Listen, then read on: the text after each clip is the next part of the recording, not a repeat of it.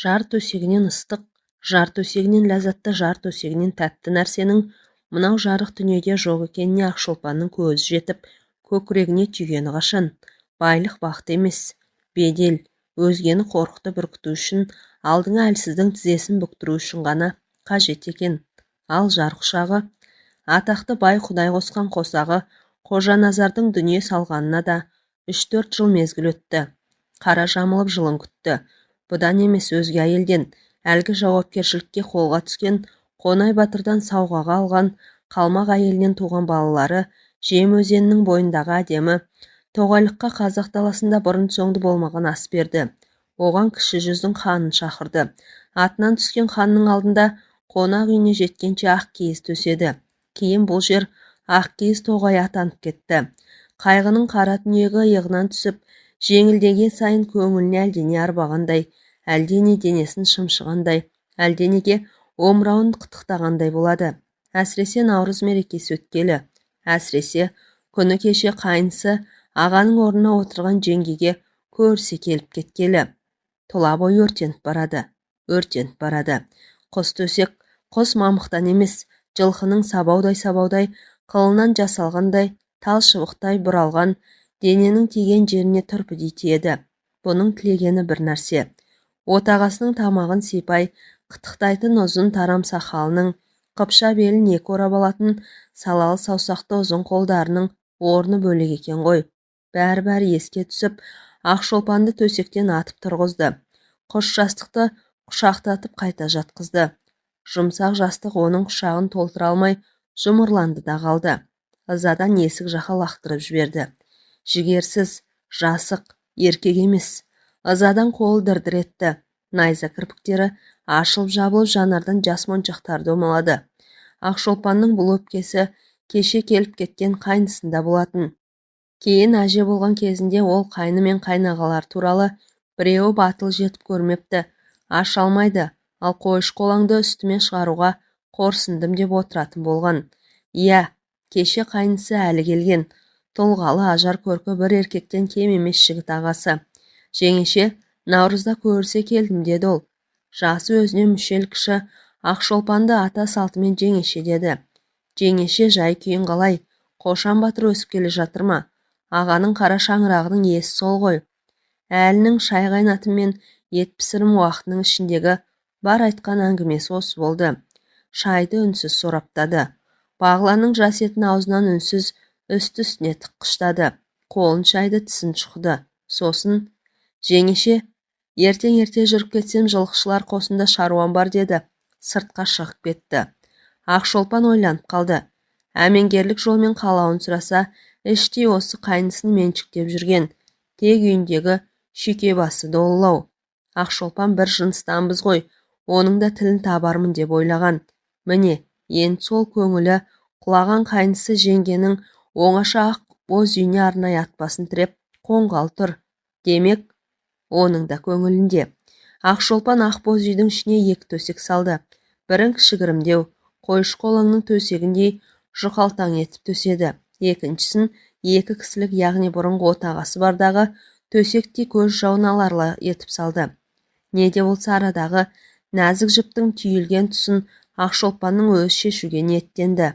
Сырттан үйге кіріп келген әліге қайным деді. Келісіңнің сыр құпиясын әлі ашпадың. Егер қонақ болып келсең, онда қонақ төсегің анау. Босағаға жақындау салынған жұпыны төсекті нұсқады. Ал ағаңның орнын жоқтатпағалы келсең, төсегің мынау.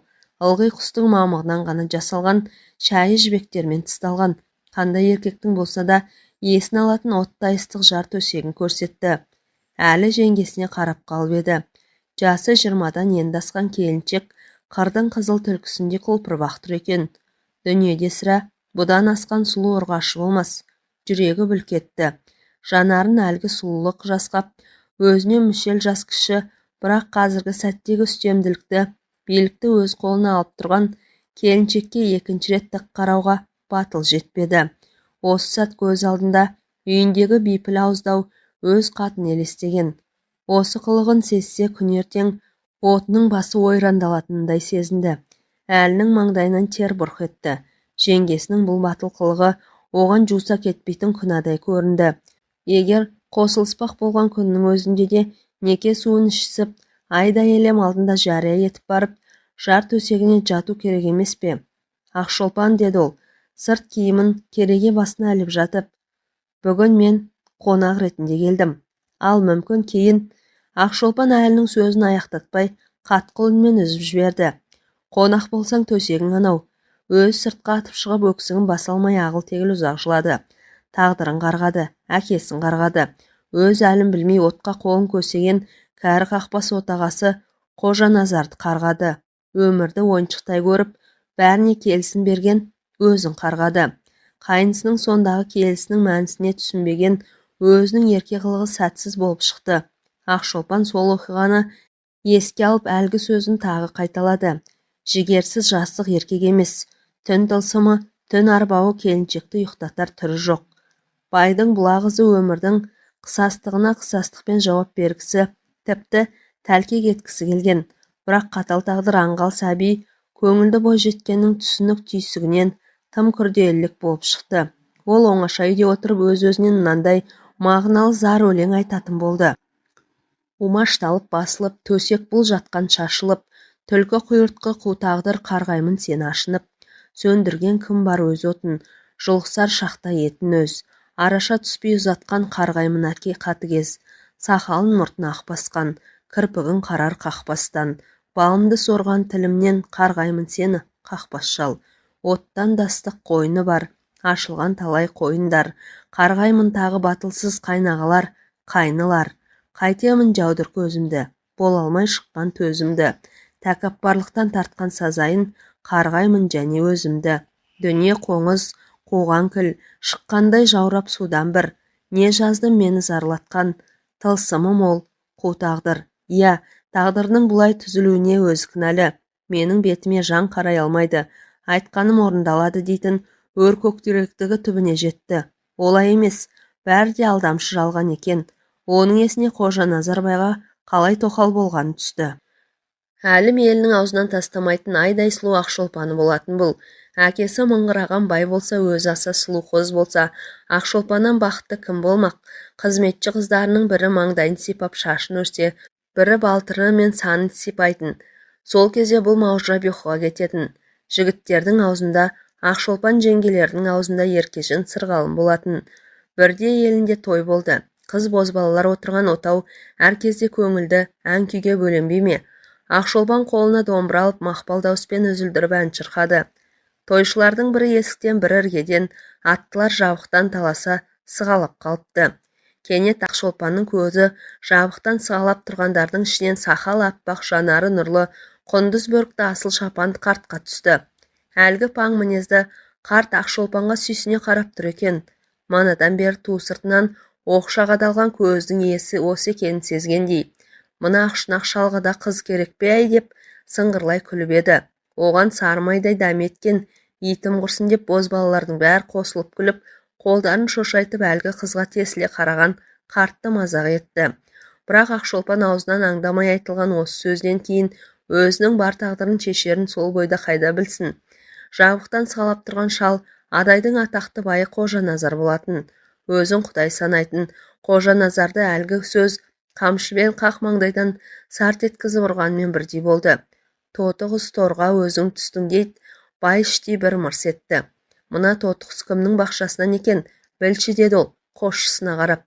Сөйтті де тойдың соңын күтпей ауылына сар селіп жүре берді. Той иелерінің ішінде абыржу пайда болды. Қожаназар өкпелеп кетіпті. Кімге? Әлімдерге неге? Сәлкенбайдың сайқымазақ қызы Ақшынақ шал деп масқаралапты. Ят болған екен. Әлімдер, енді сендер адайға ат шапан айып төлейсіңдер. Жігітке емес, қыздарыңызға мырзамызды сөккізіп. Қожаназарға да керегі осы қаңқу сөз еді. Келе Сәлелбайдың ауылына құда аттандырды. Айтқаны, топ ішінде абыройымды төккен қызға көңілім ауды. Шал демесін, аруым деп қадірлеп өтем. Ақшолпанға Алла адамның осы деп тұспалдаған болар. Әйтпесе сақалыма жабысар жөн жоқ еді. Сәлкен ауылының түндігі құйын соққандай тулады. Қожаназардың қай басынғаны, 80-дегі шалдың дәмесінің зорын. Қызымыздың теңі болса бір жөн. Қойыңдар ағайын, қызымыздың өзінен жатқан айдаһардың құйрығын басып. Осы кезде Ақшолпан: «Әке, жатқан Айдаһардың құйрығын бассам, басымды бәйгеге өзім тігейін. Бай малжанды келеді. Оны малмен қаштыралық. Әрі қаншама бай болса да тауып бере алмайтын қалың сұрасаңыз, қалың малы мынау болсын. Қожаназардың жасы 80-де ғой. Бір өңнің шашасы ағалаяқ, 80 күрең құнажын байтал, 800 ақсарбас марха, 40 алмас өркеш ақтайлақ. Қандай байда да бірі-бір айнымайтын, бұндай төл түрі табылмайтын. Қыз байламын естіген құдалар елге шапты. Қожаназар жылқышылы Есебердіні қойшысымен түйешін шақырып алды. «Әке», деді, Есберді, «алаяқ шашасы ақ 80 күрең байталды бір айғырдың үйірінен ақ тауып берем». «Байеке», деді қойшысы, «800 ақсарбас марқаңыз анау бөлек жатқан отар». «Қожеке», деді, байдың өзімен тұстас түйеші, алмас өркеш 40 ақтайлық Қожаназардың келесінен табылмағанына қайдан табылады? Бірақ кәрі тарлан айғыра осы жол үйретте түспей қойсан қайтеді? Онсыз да әйелмен баладан кендемессің ғой. Ақшолпанның қалың малы сол бойда Сәлкенбайдың ауылына айдалды. Қожаназар байлығымен жеңіп кетті. Жылқысы да, қойы да, түйесі де асыл тұқымды болып шықты. Жас ару аузынан жазды. Сөйтіп Қожаназарға тоқалдыққа келді. Алғашқы түні от ағасы ыстық көрпен ашып: «Шолпанжан, кәрі деме жаным жас, көңілмен маған берілсең айтқаның екетілмейді. Бісміллә-рахмани-рахим» деп теріс қарап солқылдап жылап жатқан Ақшолпанды бауырына басқалы өзіне қарата берген. Ашулы Ақшолпан оның қолын қағып жіберді де: «Маған жолама», деді. Қайта теріс жатып қалды. Бұдан кейін Қожаназар да қайтып қолын созған жоқ. Жұбатуды айтпады. Таң атты. Әркім өз шаруаларына кірісіп кетті. Екінші түні де бір төсекте некелері қиырылған ерлі-зайыпты екі адам, дәлірек айтқанда 80-дегі шал мен 17-дегі жас қыз екі жаққа қарап жатып шықты. «Ашуың басылып, қақпанға түскен бөкенсің ғой. Қайда кетермін дейсің» деп ойлады ол. Бұл өмірден түздің де, төсектің де ләззатын көп татқан отағасы. Үшінші түн. Әрберден соң Ақшолпан қосағына бұрылды. Бойындағы ашу тарап жуасыпты. Мүмкін күндізгі абысын ажындардың құлаққа сыбырлаған құпиясы да әсер еткен болар. Ақ білекті созып, ерінің мойнына салды. Сосын назданы осы кісіні тұңғыш жабықтан көргендегі теңеуін әуендете қайталап тіл қатты. «Құдай салды, мен көндім-ау. Ақшын ақшал бері жат». Қожаназардың құлағына бұл жолға әсем әуен ырғағымен айтылған Ақшын ақшал сөзі ілкідегідей түрпідей тиген жоқ. Қайта аса бір жағымды, аса бір қайда балан еркелеткенде естілген. Ақшолпан басына түскен тағды тәлкегін осылай жеңген. Аз күнде ақ байдың ерке тоқалына айналды. Қожаназар өзге әйелдерін мүлдем ұмытты. Дүниеге ұл келді. Ақшолпанның бағы одан сайын жана түскен. Отасқан соң 2 жылдан кейін Қожаназар дүние салды. Міне, содан бері жас келіншек жар төсегін ең ыстық, ең ләззатты сәтін аңсап, жалғыздықпен алысумен келеді. Түн тылсымы, түн арбауы келіншекті ұйықтататын емес, тұла бойын өртеп бара жатқан алапат жалын наурыз келе дүниедегі бар тіршіліктің жанданатын қимыл қозғалысқа түсетін махаббаттың бір жаратын әдеті ғой. Ақшолпанның бойында аласұрған бір нәрсе құжынап, жыбыр-жыбыр еткендей. Бұл құрттың емі тек жар төсегі. Көрпеде көпшікте мыжғыланып қалған. Тез киімін шешіп тастаған Ақшолпан шапан желбеге жамылып тысқа шықты. Жер бірақ бір қара матадан құрап тігілген әдемі көрпе тәрізді. Шығыс жақтан баяу қызыл жел еседі. Есік алдындағы қоңырайған бақа төбенің көлеңке жақ баурайындағы күртік нардың ортасына жүресінен отыра кетті. Есімді есірі кеткен тезірек жер астына көміліп, құм толғыр неме. Мә саған, мұздай қара сатайын. От болып өртенген денеге қыз-қызғарынан айырылып, моп-момақан күйге түсіп жатқан сап-салқын ұлпа қар тиген бойда жып-жұмсақ болып ерді. Өрттің емі су емес пе? Ыстық дене рахат сезімге бөленгендей бей-жай тарта бастады. Тұла бойдан шыпылдап, тер бусанғандай ма? Ақшолпан маужырада бір рахат сезімге бөленді. Түндер бойы қағылмаған кірпік жұмылып, ұйықтап кетті. Келіншек оянып кеткенде таң рауаланып батып келеді екен. Тұла бойы жеңілдеп, манағы өрттің жыбырлаған құрттың бірі жоқ. Су сепкен тозаңдай басылған. Келіншек өз-өзінен таң қалды. Тіпті не болған бұл жерге қалай келгенін, не күй кешкенін есіне түсіргелі біраз тұрды. Ақшолпан содан кейін түнгі жар төсегі ләззатын аңсаған сезім арналасынан бір жолата құтылды. пенделікпен, нәпсі құмарлықпен ісі жоқ, сол елдің ақ шалықты әжесі болды.